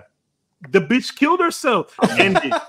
Look, It's over. They said, If "No, I'm hold a- on. if I, How can we defile this grave?" Yeah. They said it's not over until I say it's over, bitch. They said, It's not over to the box said- office results. come till out. she's 90. Until she's 90, she's gonna It be ain't- here. It ain't over. Bring till- her back for the next Fede movie. That's what I Literally. wanna see. Literally. Nah, All right. please. Nice list. I'm Okay. gonna. Yeah. Here's the Yeah. definitive Yeah. list. No. Fuck all that Here's the bullshit. definitive Here's the list. dog shit fucking Yeah, fuck. film bro major ass motherfucker. I never went to film school. I'm This not a is- film major. This is I go to dive Almost. bars and order wine type of list. This is gonna be one of Yeah. those type of I guys. hate wine. the bitch. fuck out of here. Tequila. Captain tequila Coke, Sophisticated. Moscato and Lambrusco, baby. Let's go. Hey, okay, here's my Just list. give me a I'll Steel I'll Reserve I'll and a bottle of dirt. I'll run through Give me it. I'll run bullet through it. bourbon. Number 1, Alien. The OG Alien. Iconic masterpiece. It's a 10 out of 10. What it means for cinema history and what it means for filmmaking in general is too important. It's great. It's Valid. a phenomenal film. Beautiful. Perfect. The perfect film. Alien 1. 2, Alien. 2, Aliens. I'm not a big I forgot his name. James Cameron. I'm not a big Jim Cameron fan. He cooked with Aliens, bro. He did. He said, great. He did. Aliens, I got you. He said, "I can pretend a Jewish woman is Mexican." Yeah, Yeah, let's go. exactly. And he was just Aliens. It's just amazing. Again, much like Isn't why I hold Alien in such high regard, I hold Aliens in such high regard too, because it's phenomenal action filmmaking. And also great child acting, which Yeah. is rare. oh yeah, Exactly, from exactly. God, Really what is good, her dude. name? Scout? Yeah. Newt. Newt. Exactly. Yeah. It's just Aliens. Aliens is just iconic. It's damn near a masterpiece. It's amazing action filmmaking. Fair. So fun. Great blockbuster filmmaking. It's a great so palate fun. cleanser from It's a- Alien dog. No, shit it's ass. not. It's a great. It's a good follow up, although different, also great in its own right. 3, Prometheus. Right. I think Ridley's return to Alien in the French. I really enjoy the themes and the ideas that Ridley was exploring in Prometheus. I think it's a lot more heady. I think it's a lot deeper. I think it's a lot smarter, and I really like what he was exploring with Prometheus. I think Jesus was an engineer. It was an engineer, and we killed him. Exactly. I think it looks beautiful. I think the acting is great. I think Michael Fassbender is amazing. No weak links. No weak links. I think it's. This is true. I think it's great. I think it's the first time the Alien franchise took like a diversion, and we're gonna try something different. And I was like, yes, fuck yeah, and I fuck with it. That's what it needed. 3. Exactly. Sure. Romulus 4. I'm being a little bit hard on it because it's so new, and I think recency bias is important. I'm sure in 5 years I'll be like, Romulus is like number 2, whatever, But it's like Romulus is amazing. It's awesome. Fede Alvarez is great. I want to give it some time to like simmer and sit and see if it still holds up, 5 years down the line. You gotta watch it at home to know for sure. Exactly. And so, and those other 3 movies are just so important to me and so iconic. I think it's hard to replace either one of them with Romulus, but Romulus is an amazing film. 5, AVP. Yes, it's dog shit. It's awesome. It's fun. It's great. Paul W.S. Anderson's second best film after the original Resident Evil movie. No, After Apocalypse. That one's great. Chicken tenders of cinema. Sorry. The second delicious. One. Yeah. 6, Alien Covenant. Alien Covenant, I dislike. It really bothers me because I really, like I said, I enjoyed Prometheus and what it had to offer. And for Ridley to then be like, fuck you, I'm going to go a completely different way because you guys hated Prometheus. So I'm just make this violent and gory and not be heady or thinky at all. And just be like a body horror kind of action movie or like a, thriller was kind of frustrating. And because I was like, we've seen this, we got this. I wish you would have doubled down on your ideas in Prometheus and followed through. Also, the cast is too good for that movie to be so bad as it is. It's got everybody in. Everybody's in that bitch, bro. It has Idris, doesn't it? No. Everybody's in Isn't that it bitch, good? Doesn't it have Idris Elba? Listen, Michael Fassbender. No, that's Prometheus. Naomi Rapace, Catherine Watterson, Danny McBride, Callie Hernandez, James Franco, Guy Pearce, Billy Crudup. Just James Franco for 3 seconds. Come on. Hold on, bro. Hold on. Okay, you said Naomi Rapace. She's in Prometheus. No, in Covenant also, like barely. She's in because she's fucking dead. Right, but I know. But listen to what she don't count.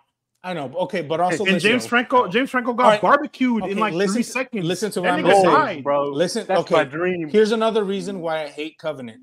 That teaser, when Covenant was announced, they released like a teaser trailer that was the crew on the ship before the movie like happens, and it's James Franco, Danny McBride, Catherine Watterson, Billy Crudup, and they're all chilling like. They've just woken up from cryo sleep and they're just chilling on the and it's amazing. And I was like, these actors are all phenomenal. They have amazing chemistry. This movie's going to be great. And then they kill James Franco 3 seconds into the fucking movie. Yeah. And it just falls down.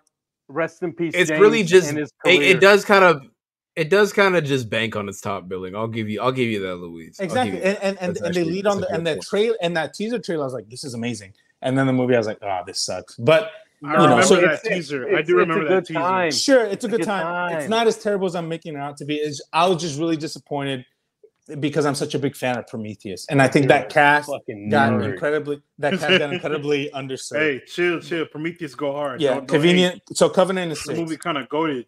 7, my number 1. 7. These are all dog shit, so they can be interchangeable. 7 is Alien 3. One of the worst things. One of the worst films in history. Again, I'm sorry.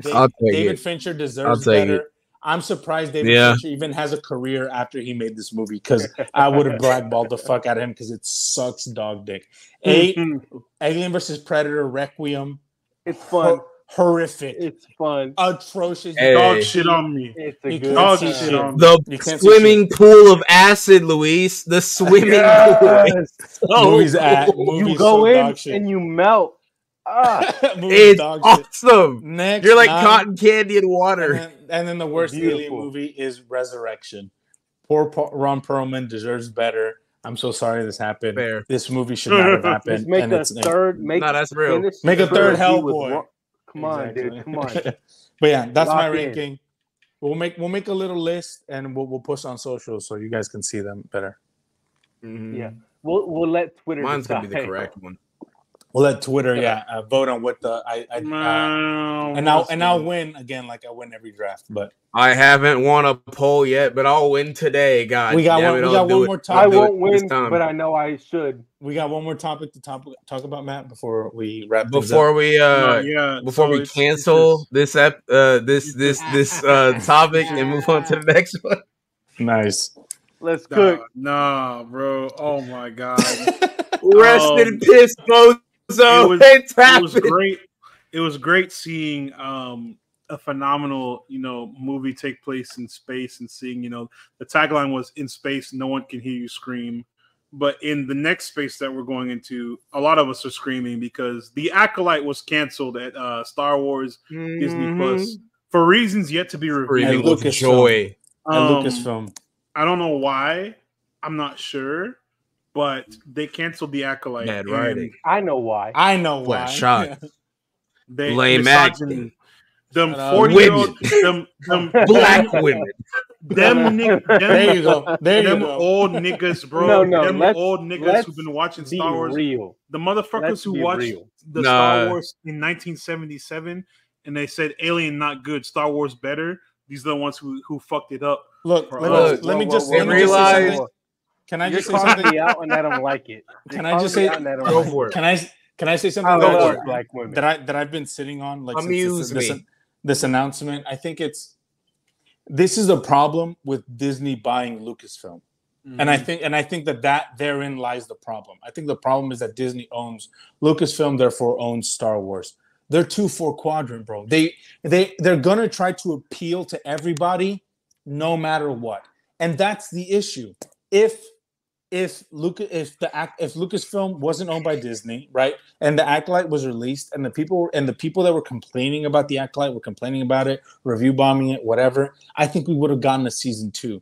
But I think Disney is so reactionary that whenever they start getting bad press, they start getting bad reviews, they start getting bad kind of feedback, they're just like, pivot, quick. What do we do? People hate this, cancel it. And so, and I think that's exactly what happened with the. I think that's exactly what happened with the Acolyte. Do I think it was the greatest Star Wars property to have ever come out? No, obviously Is it not. the worst?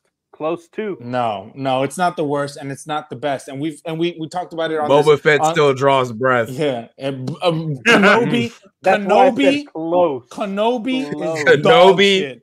All right, but anyways, Kenobi's but anyways, we talked about it. You We can't had name shit and then be like, "Oh, but this shit is kind of better."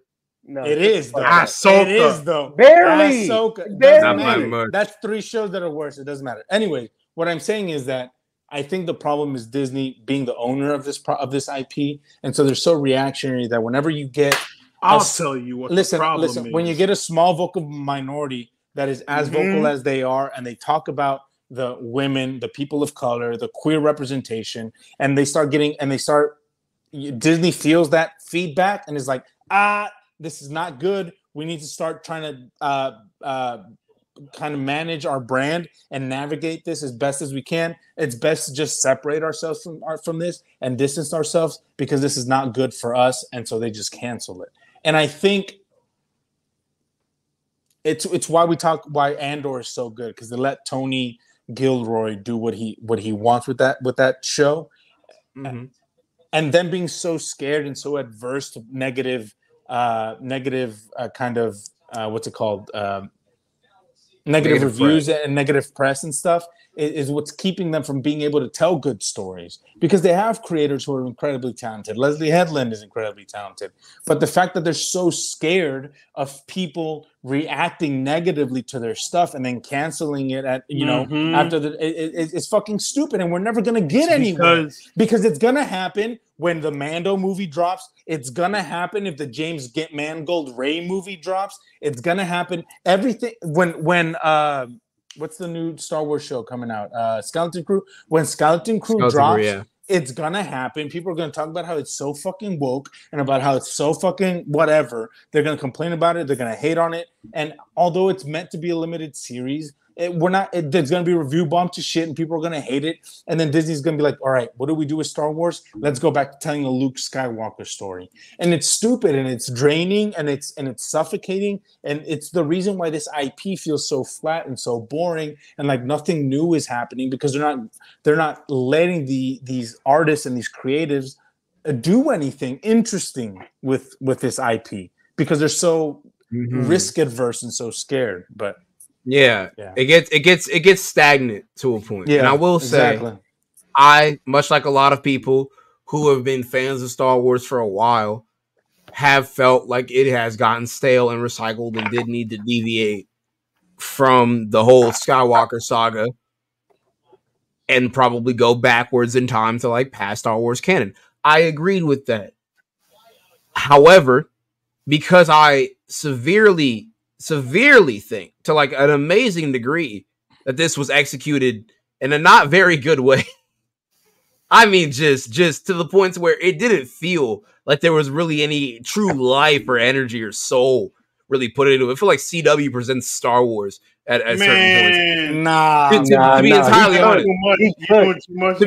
honest, I think it was the moment past like the child actors where I feel like the whole thing where there was like them split into two, right? I feel like it was explained and somehow also not. It felt weird and it wasn't really executed, even if it was supposed to be just set up for the second season. I feel like that wasn't elaborated on properly enough to be even understood or built enough on later on, right? A lot of the characters, they feel very one note. I mean, it's amazing that Osha's actress is playing two people, yet she feels like the same one, just slightly different inflection. It doesn't feel like there's any real range, like she's not connecting to the material. Yeah, and there's certain parts that are just fucking stupid, like idiotically stupid or cheap. And I'm just like, oh my god. Like, when 3 fucking Jedi die in this, I felt nothing. I farted this morning when I woke up and felt about as much effort in that as I did when these 3 Jedi were slain on my screen.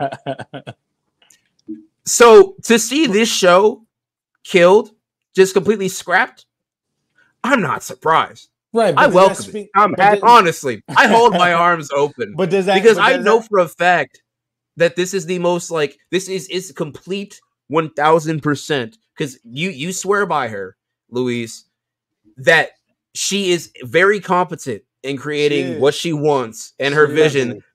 And this does reek of corporate interference in the same way that things like things like Obi-Wan and Marvel, and I wouldn't say Boba Fett because Boba Fett was written by some kind of Ultron-esque AI because there's no way a human would make that shit. But like, it's just so wild to me, like how fumbled everything was. Fair, but I such a great concept and fell on its face, and I'm like, I'm not surprised it's gone. No, I'm genuinely, I'm like, and look, honestly, I know. The Acolyte has its retractors, and I think you guys are completely valid in all your criticisms of it. But I think what this indicates is a just like where Star Wars is at large as a whole, and I think that's the problem.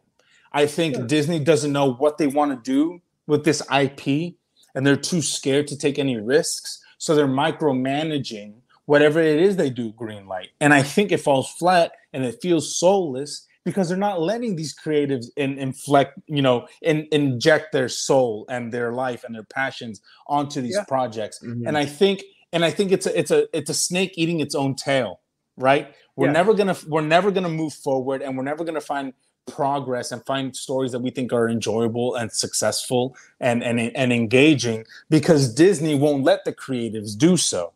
right? Mhm. And because Sure. because Disney doesn't let the creatives do so, the shows then fail. People complain about it, and Disney's like, see, we were right in being micromanaging these shows or these movies because the people hate them. So imagine if we would have let you cook and we would have let you do what you wanted to do. No, they would have hit but it. if they let them cook, this show would have been good. Leslie Headland is clearly a fan. She knows the lore. That's what I'm saying. I'm agreeing. Yeah. No. She knows what is right for Star Wars, but that doesn't change the fact that she made a dog shit fucking show with 2 good performances. Exactly. Camille with Manny Jacinto, and that is Soul with Lee Jung Jae. I think. Lee Jung Jae. Yeah.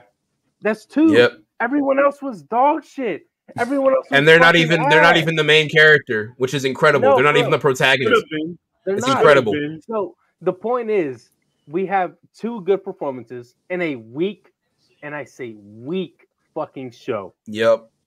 We had good fights and nothing else. Sure. Yeah. Nothing else. And again, I understand what people say when they like, yo, shows used to have this je ne sais quoi. This no. When they say shows were allowed to pick up their footing. Yeah. And I understand that. I agree. But I'm not mad that this show got canceled because it was fucking ass. You know what? You know what I'm realizing? Because I had to see fucking Amanda Stenberg fuck up every goddamn scene she was in. Daphne Keane be dog shit. Charlie Bennett be fucking ass. And everybody be fucking dog dick. Every fucking episode, man. Actually, you know what? It could have been great, but it wasn't. Because why? Dog shit writing, dog shit performances, and I'm glad it's dead. Spit the last 3 fucking nails in his coffin. Die twice. Tell us how you really feel, bro. This man hates. No, he hates. I'm not gonna lie. No. Confirmed. She's great in bodies. And I haven't seen her anything else. Amazing. And she's incredible in that. You know why? And what? You know why? You know why, Gerardo? You know why she's so great in that? Because it's actually something made competently and good without people just picking their grubby little nasty ass fucking dirty doo-doo shit wiped money grubbing fingers into it. It's fucking terrible. It's a fucking abomination. The show's not good. The show wasn't good. There's no guarantee that the show was gonna get better. So I say, cut your guarantee you losses. And let's do something good. Andor season 2 is gonna be good. I think it's really ironic. Man, I just think it's funny to be like, cut your losses when it's something that we've brought about. You know, like I think it's like Disney. Not Disney's, me. No, but like Disney's like you speaking French? Disney's like, bitch. Disney's like, we're the ones who are responsible for this being as bad as it is, and so we're gonna end up canceling it because we're responsible for this. And it's like, that's like a writer off. They need to restructure everything and how they view this world and what they want to do moving forward. I think they need to do what DC did and be like, all right, here's the plan, a fresh restart. Stop greenlighting shit. Yeah, the Taika Waititi movie. We're not making shit for 2 years, 3 years, and be like, this is what we're gonna do. We're gonna pick somebody. If we're gonna make movies, we're gonna pick Alvarez. We're gonna. I agree. Listen, we're gonna make a trilogy. We're gonna let that person make the 3 fucking movies that they wanted to make. We're not gonna interfere. If we're gonna have people make a movie, they're gonna have to talk to this person if they take place in the same time, and we're gonna have a plan moving forward, because this whole kind of like you do something, and nobody knows what the fuck is going on is not working. And Disney, what the first fucking step in that is? Stopping, canceling all the dog shit. Yeah, sure. That means no more fucking. I don't need a Mando and Grogu no more movie. Boba. I don't need a Mando and Grogu movie. It's gonna be fucking. It's guess what? Guys, it's happening. It's happening. It's happening. The biggest issue. But the point is that Mando has been fine so far. It has not been great since season 1. Yeah, but it's been fine. They can work off of that. The Acolyte is working off of a dog shit fucking base. It's not good. Rebels is good though, baby. Rebels is a child. No, all the this is crazy because now that since you mentioned DC earlier, it really is also true for Star Wars. Their animated stuff is their only good stuff. Yeah. Part of their films. I'm gonna be honest. Like genuinely, even like the issue with Star Wars is that they cater too much to the old head fucking Star Wars theory demographic of this franchise fan base. And they let them dictate too much, and they don't let good things be explored enough.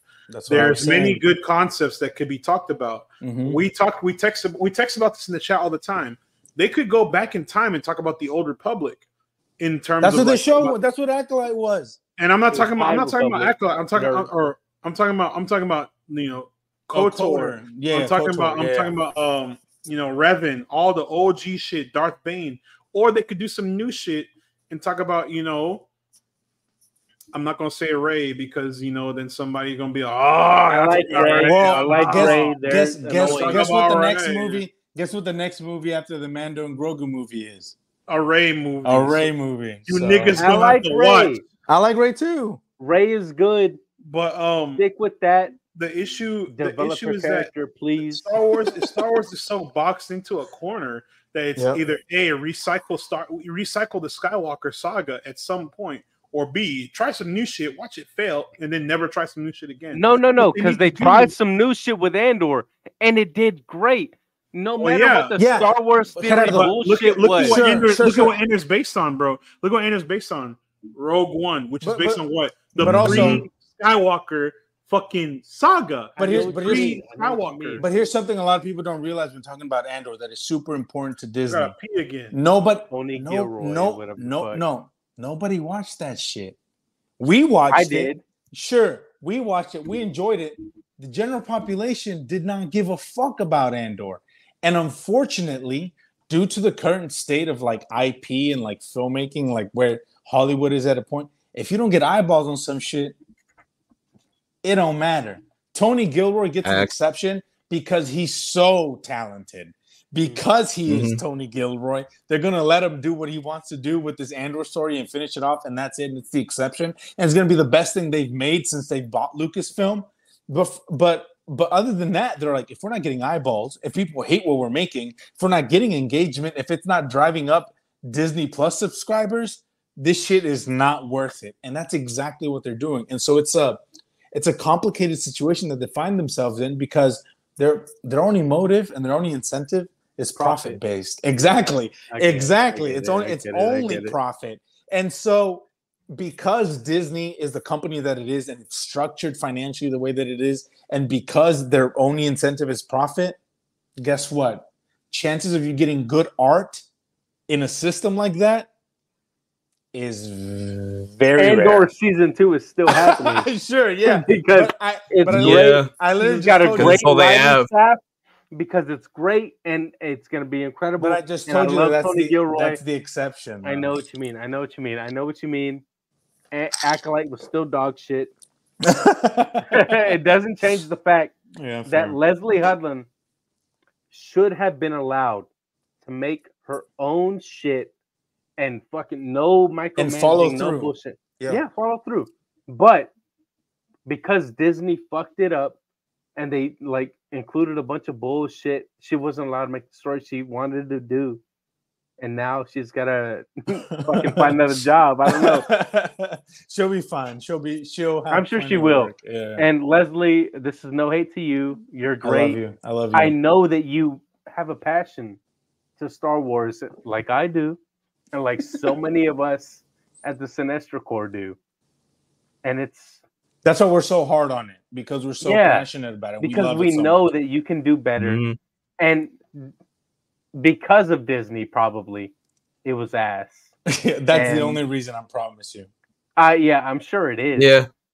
But I'm not mad about like them canceling it, because I'm like, okay, now they can focus on good storytelling. They're not going to. Though. They will. They will. If it makes the money, they will. And I believe. Yeah. Let's wrap this up. It's not Mandalorian and Grogu. I'm telling you, bro. $3 billion. I wonder when Mando and Grogu movie flops. I wonder what Disney is gonna do. They're gonna be like, We don't know. Bob Iger's heart will grow three sizes that day. They're gonna sell Star Wars to Peacock. Please, fuck, I'll take it, bro. They're gonna when Mando Grogu flops. When Mando and Grogu flops, Bob Iger's gonna be like, "This should have made $3 billion and it didn't. We're fucked. What do we do?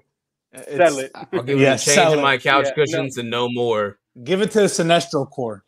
Let us take care of the Star Wars IP. I think we all agree at the core, which is if we allow creators to cook, the shows will be good. That's our ethos. That's the Cinestro core ethos. Let the competent people cook. Let the competent people cook, and you get something good. Stop micromanaging. Stop allowing the Acolyte to be made. No, stop allowing haters to cancel the Acolyte. Allow the Acolyte to be what it should have been. Yeah, fair. And I think. Let me put it this way. Let me be clear. If you hate women, please, you hate black women, let me be clear. If you hate gay people, you're a fucking bitch and you don't like Star Wars. There are 20 million species in Star Wars. If you choose to be racist, you're a fat bitch and you don't like women and you're gay. And you can suck my dick and you can come fight me. And that's the bad kind, the derogatory kind. Yeah. So the point is, allow competent creators to do what they know that they can do and to cook excessively and, create good media for Star Wars, which is what it needs because it hasn't had it in a minute. That's rough out here. And we'll wrap it up. We're about to wrap it up. We'll stop talking, but I will just ponder this question. Should Star Wars not exist in television? Should it be simply a thing that exists in cinematic, like in the cinematic world? Should they just be like, should they be animated? Should they be like animated? Because animated.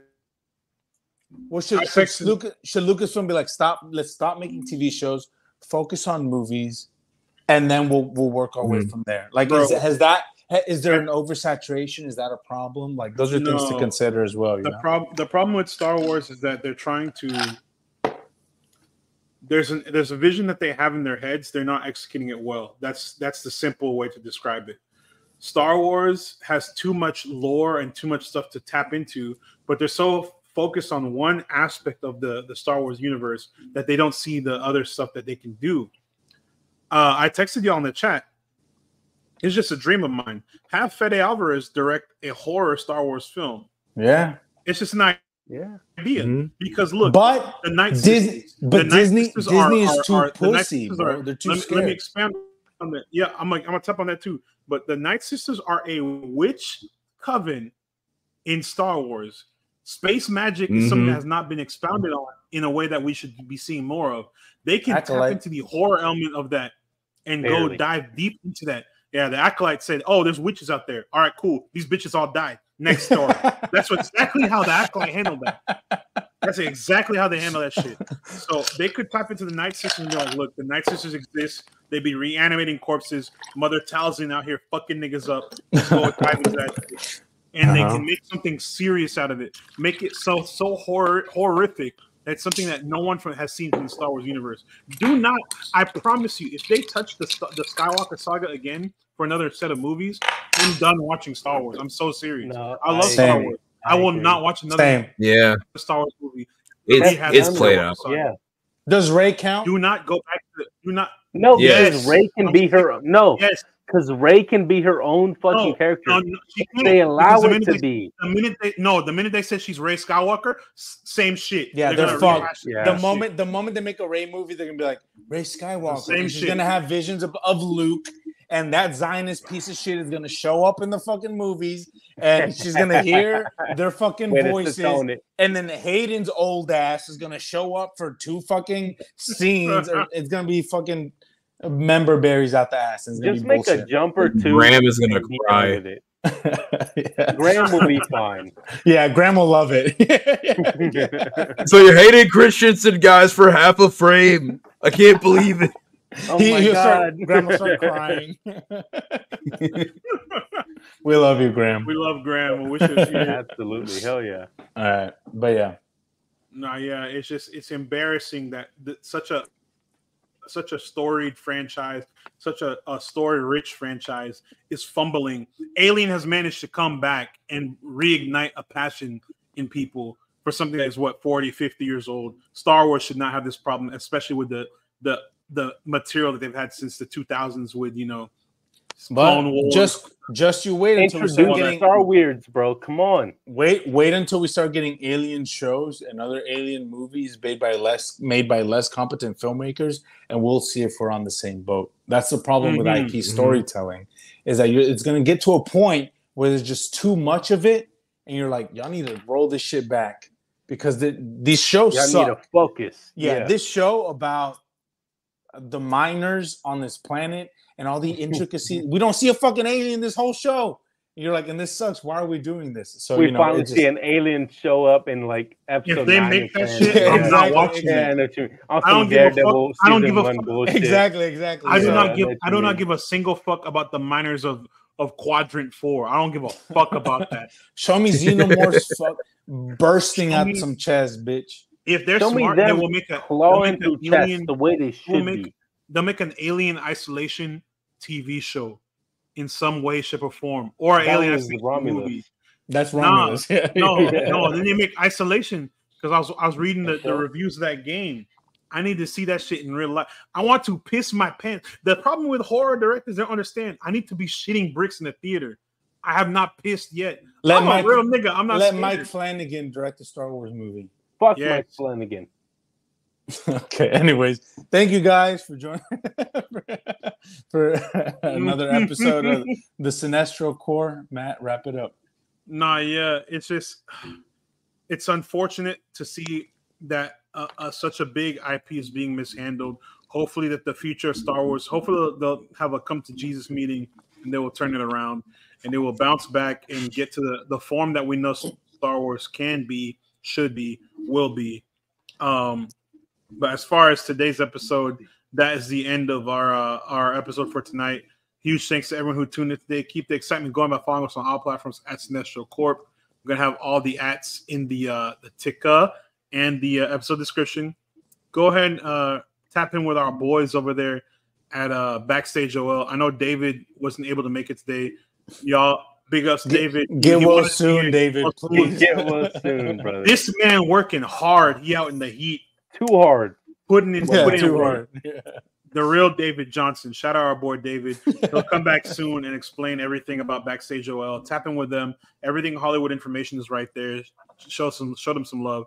Show some love to our very own AZ. Twitch.tv/Tari Singo. Yeah, our boy. That's our dog. Tapping on the Twitch channel. He is trying to talk about something he don't play. Look at him play games. This motherfucker talking about something he don't play games earlier. But we got the whole Twitch lion ass. And then follow him on YouTube. Sorry, Single. Check out the Deadpool series he's doing. He's done. And then go watch Deadpool and Wolverine, still in theaters. Marvel, give us the bag, please. We've been promoting that movie. Please. Please. I have bills. My children have to eat. Brandon and they are not getting a dime of my check. Brandon Davis, come join the Sinestro Corps. I know, since you need a job. Don't bring your fucking monster hands near me, bro. Get the fuck away from me. Sergio, that's Ramos, Matt Ramos. Anyways, enough of those guys. Talking about the real channel right there. Follow the Cinestro Corps at Cinestro Corp, no S. Tap in with us on every channel. Remember to smash that like and subscribe button so y'all never miss a beat. Show some love by leaving us a stellar 5-star review wherever you catch this podcast. Spread the word about our podcast and YouTube channel far and wide. Share with your family, friends, and more. Everybody tap in, see what we got going on. We're trying to grow this channel, take it to new heights. All types of stuff going on. We got merch now. We're expanding. We got merch now. You want to see what's going on? That's crazy. Yeah. That's awesome. That actually is so fucking insane. I worked for 2 days on this, trying to figure out how to get this shit made. I'm gonna buy one. I got you. If you want one, tap in. We'll post the link. Everybody on the show is gonna get one here and eventually. But we'll post the link eventually so y'all can buy a shirt, a Sinestro Corp t-shirt, jersey.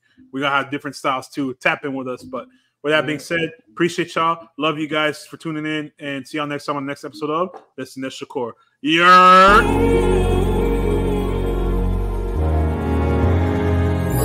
We're the kings of the screen, yeah.